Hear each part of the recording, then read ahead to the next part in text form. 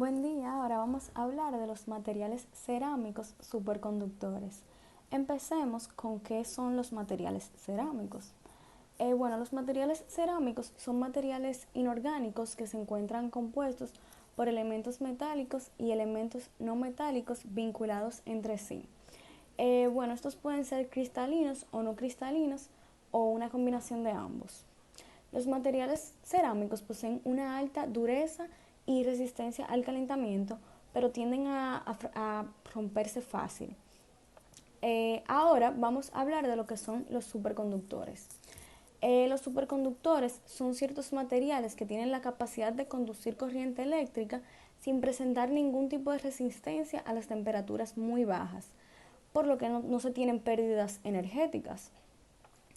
Un material superconductor no solamente no presenta resistencia al paso de la corriente, sino que estos también tienen otra propiedad importante, que es la capacidad que tienen los superconductores para pantallar un campo magnético. Es decir, si enfriamos el superconductor por debajo de su temperatura crítica y lo colocamos en presencia de un campo magnético, este creará corrientes de apantallamiento capaces de generar un campo magnético opuesto al que se le aplicó. Esto ocurre hasta que el campo magnético alcanza un valor llamado campo crítico. En este momento, el superconductor deja de apantallar el campo magnético que había creado y el material transita a su estado normal. Bueno, existen dos tipos de superconductores. Están los superconductores tipo 1 y los superconductores tipo 2. Los tipo 1 siempre intentan expulsar el campo magnético de su interior y los de tipo 2 se oponen a que éste cambie. Vamos a hablar un poco de la historia de estos. En 1986 se descubrió la existencia de la superconductividad en un óxido de cobre. Tras esto se supuso una gran sorpresa, y no solo por la temperatura crítica a la que se producía la superconductividad, que en ese entonces era de menos 235 grados Celsius, la cual ha sido la mayor hasta esta fecha. Y no solo por esto, sino también porque la superconductividad aparecía en materiales cerámicos que conducen muy mal la electricidad. La estructura atómica de este material incluía capas de cobre y oxígeno, formando estos una red cuadrada. Rápidamente se demostró que la superconductividad aparecía también en otros materiales que poseían estas mismas capas de cobre y de oxígeno a temperaturas de hasta menos 135 grados Celsius. Los superconductores tienen diversas propiedades que se ven afectadas directamente por su forma de funcionamiento. Me refiero con esto a que los superconductores requieren tener una temperatura baja desde un punto específico hasta abajo para entrar en estado de superconductores. No es que el material siempre es un superconductor, sino que solamente cuando cumple con esa temperatura baja o menor de ella, entonces el material se dice que entra en estado de superconducción. La principal característica es que los superconductores en el estado de superconductor no ofrecen ninguna resistencia para el paso de la corriente.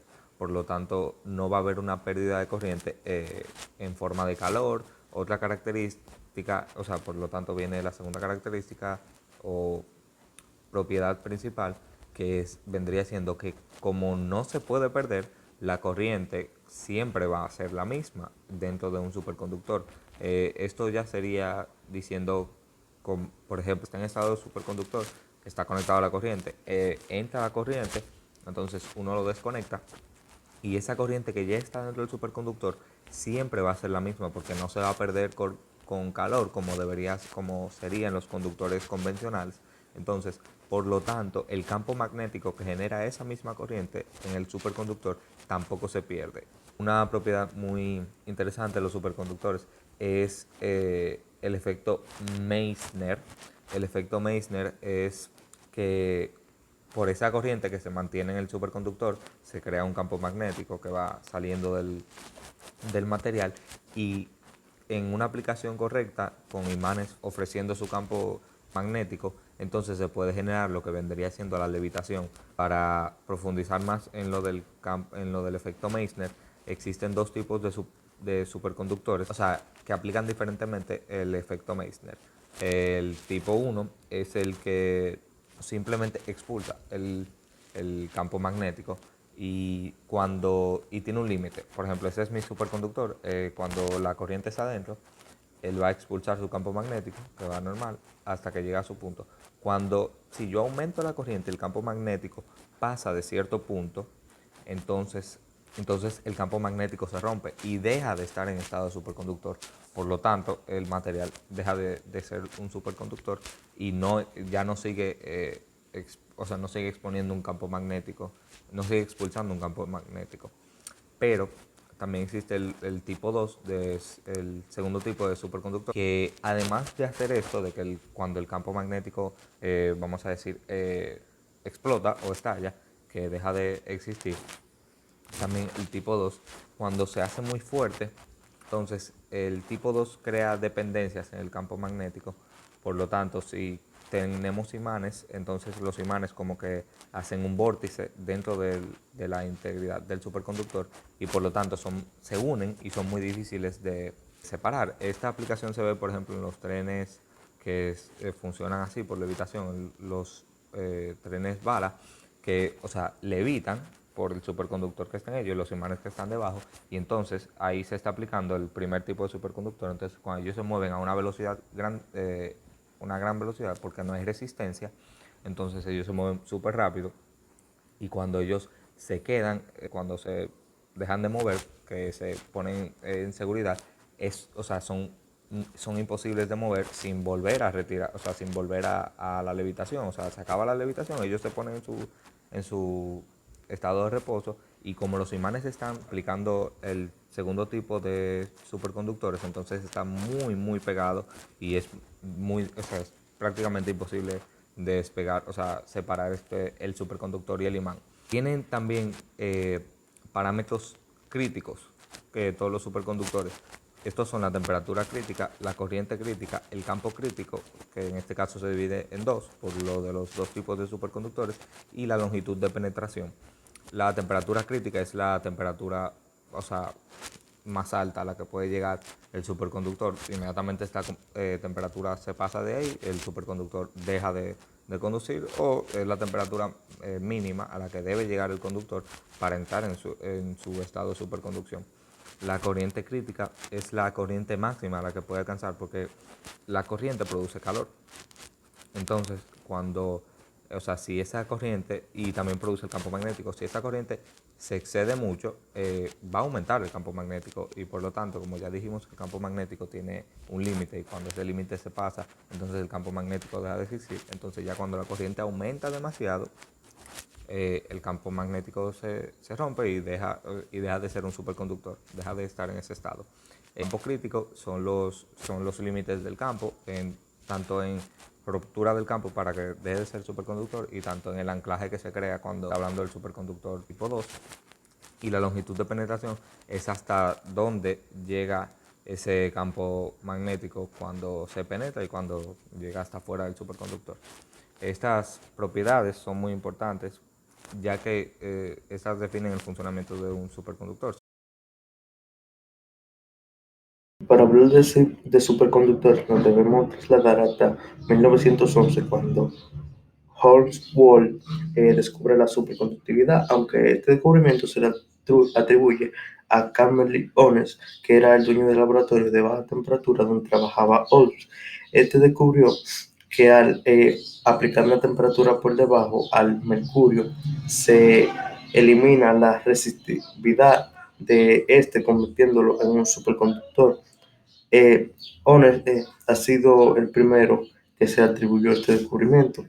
Así nació lo que se conoce como campo de superconductividad, que elimina la resistencia a un elemento.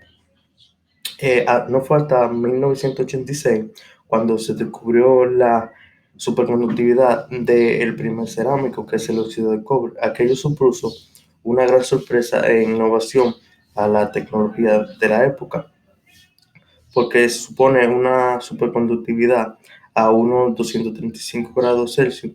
También porque la superconductividad aparecía en materiales cerámicos que conduce muy mala electricidad. Esto se considera como el material más idóneo de superconducción, que, pero no se queda hasta ahí. Los superconductores tuvieron una evolución cuando se crea el compuesto YbCO, que se conoce como óxido de cobre, itrio y bario. Es un superconductor cerámico usado para determinadas aplicaciones como limitador de corriente o detector de microondas. Dentro de los superconductores a alta temperatura, el YSEO es el más idóneo de utilizar y tiene aplicaciones en la fábrica de cintas superconductoras, filtros microondas y bobinas de películas delgadas. También se utiliza como imán, generador de levitación y conductor descubierto. Se utiliza como imán y generador de levitación debido a que al no presentarse resistencia a la electricidad, este genera grandes campos electromagnéticos que pueden hacer levitar y funcionan para atraer cualquier tipo de objetos. La propiedad más espectacular de los superconductores es, sin duda, no presentar ningún tipo de resistencia ante la energía, debido a que en los otros materiales, conductores y semiconductores, se presenta lo que es el efecto Joule, que reduce en un 12% lo que es la energía transportada. El efecto Joule fue planteado por el físico Jules, que dice que al una energía, cualquier tipo de energía, produce pérdidas al pasar por ciento conducción y esto produce calor.